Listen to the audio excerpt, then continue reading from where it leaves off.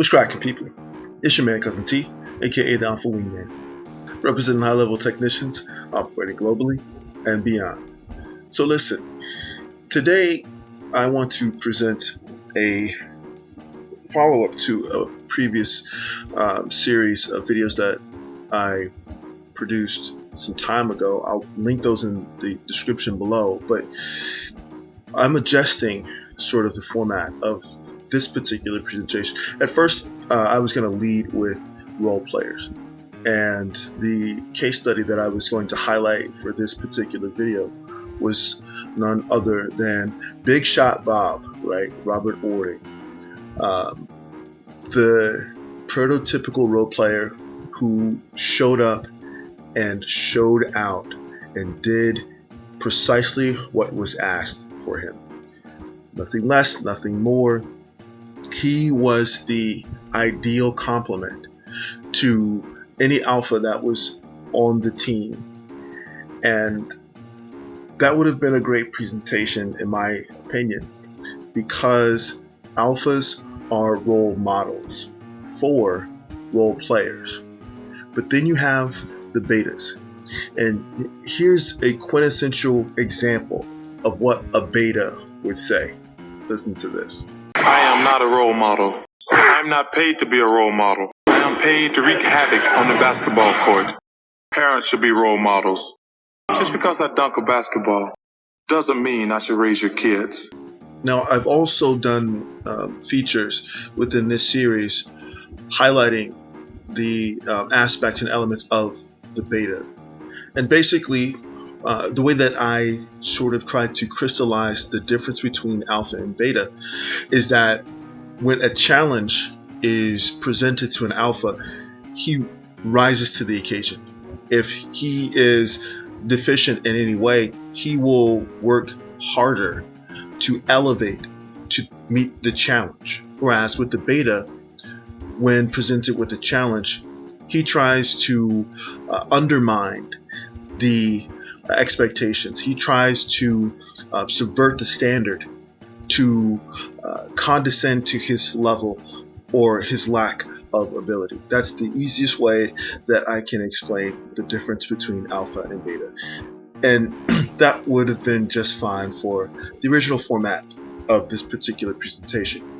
Then this happened in the comment section under one of my presentations on the alpha, and shout out to the commenter. I'm not gonna put his name on this particular video. It's still in the comment section under the original video, so you can go take a look at the video if you want, but just for the sake of conversation, I just wanted to show what was stated under the video.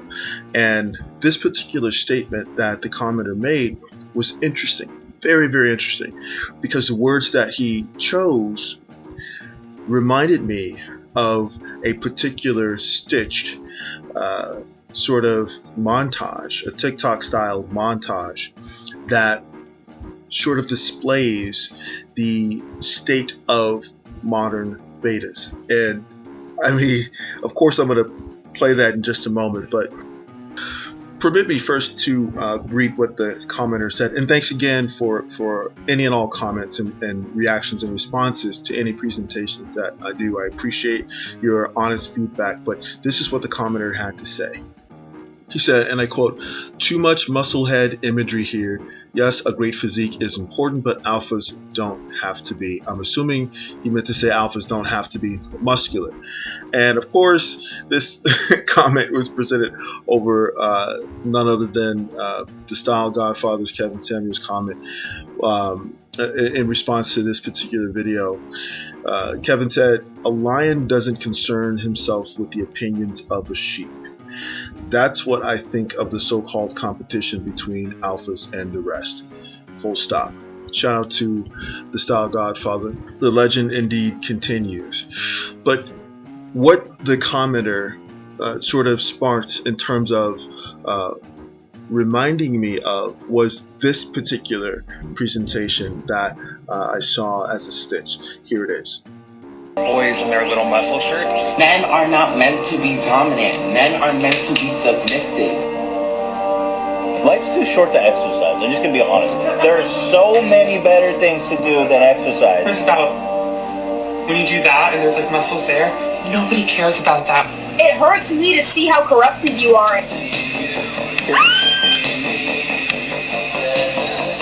And can cry. So it's okay to be weak. It is okay to be fat. You work out strictly for appearance-based reasons, you are fat phobic.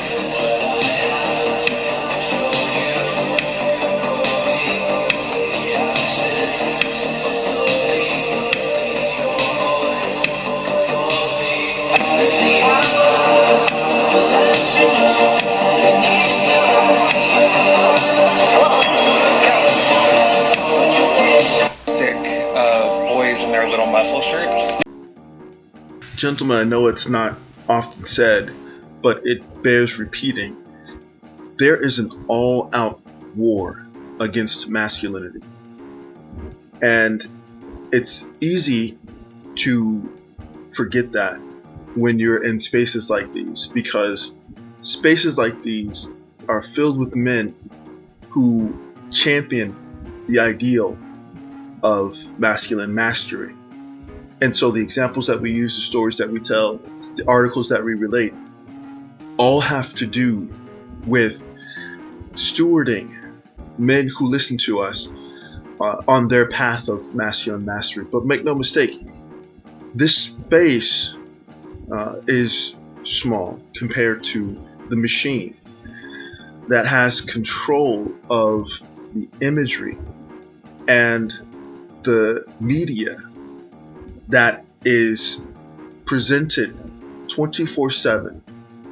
And so that being the case, a large part of what we do is to try to present a counter narrative to the prevailing social narrative about how men should get in touch with their feminine side, about why men don't need to be strong, about why men should be given to crying uncontrollably and without proper context, about how men should avoid so-called toxic masculinity. You see, gentlemen, when we talk about the difference between alphas, role players, and betas, this is not just an exercise in bravado.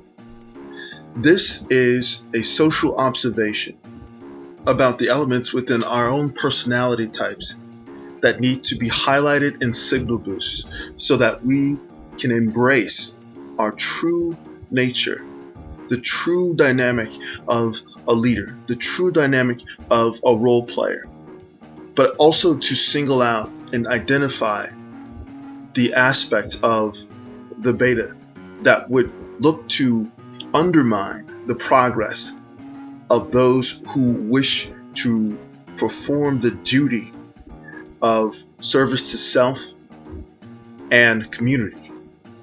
And so when we look at the example that was presented earlier of a Charles Barkley who said vehemently that he is not a role model, listen to what his explanation for that statement was and what the far-reaching result of future generations not seeing and receiving the reinforcement of positive role models and representation in mainstream media, sports, and various fields. Here's what he had to say. I says, okay, so we're gonna start a debate about the role model thing. And I says, you're gonna get killed. I said, I can handle it. I'm a big boy. And I said, they says, well, why do you want to make the commercial? I says, I noticed something. Okay, y'all have us speaking at all these schools, and a lot of these schools are segregated. And I says, when I go to a white school, I always say, well, a predominantly white school. I said, well, how many of y'all want to play in the NBA? Only like 5 to 7%. I said, well, what do you want to do? I want to be a doctor, a lawyer, an engineer, a teacher, fireman, policeman. I'm like, okay. And I go to the predominantly black school. I said, well, how many of y'all want to play sports in the NBA? It was pretty much 100%. Then I realized these kids are brainwashed to think they can only be successful through athletics and entertainment. And like I said, I did like a 3-year window where I was like going to these schools, and I said, hey, pay attention, watch this here. And the people who were around me, and they're like, these black kids think they can only be successful through athletics and entertainment. And these white kids, like, they want to be doctors, lawyers, engineers. And I said, I want these black kids to think like that. Okay. Yes, maybe this is just an easy soundbite to use and just insert here to try to exemplify an oversimplification of his explanation of not wanting to be a role model for kids becoming an athlete. And it's easy to say, well, obviously there are a lot of athletic scholarships that are awarded to students that they use to get degrees in various fields, including STEM fields. But I just wanted to use this soundbite to give the example that if we took what he said on its face, and in a world where children of a certain background did not choose to go into athletics, even if they have the ability to do so, this image right here may be the result of following that particular line of thinking. Gentlemen, let me know what your thoughts are. Are betas taking over, or is there a chance that the role players can step up and follow the role models into a new paradigm in which men are allowed to be who they are and express their prowess in ways that bring innovation, masculine representation, and ultimately a world that has the participation of the type of men who can bring balance to spaces that seem to promote the very opposite of that dynamic. As always, this is your man Cousin T, aka the Alpha Wingman, saying, stay sharp and mission focused. Later.